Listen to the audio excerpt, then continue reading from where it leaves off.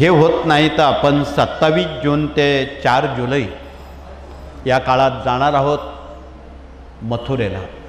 भगवान श्रीकृष्णांच्या पदस्पर्शानं पावन झालेली पुण्यनगरी आणि त्या ठिकाणी भागवत वाचणं हे दुधात शर्करा अमृत सिद्धी योग आहे. म्हणून बरेचसे भाविक मथुरेला येणार आहेत. आता इथे बसलेले कोण कोण येतात मला माहीत नाही, परंतु त्यांनी हात वरती करावे. धन्यवाद. थोडेसेच हात वरती आलेत. म्हणजे तुम्हाला भागवत भगवान श्रीकृष्ण याविषयी खूप माहिती द्यावी लागेल, तेव्हा ते आवड निर्माण होईल. आणि या भागवतात एवढं सामर्थ्य आहे, 100 गुरुचरित्र किंवा 1000 नवनाथ करूनही तुमच्या समस्या सुटत नसतील. त्यावर एकच इलाज, एकच मात्र आहे.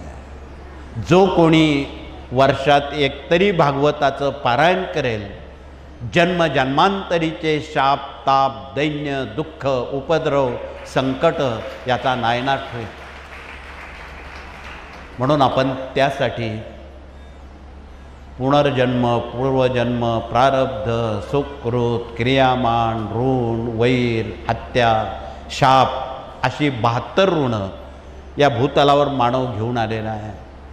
आणि त्यातून ऋणमुक्त व्हायचं असेल तर भागवत वाचणं हाच एक पर्याय आहे. म्हणून आपण भागवत वाचायचं.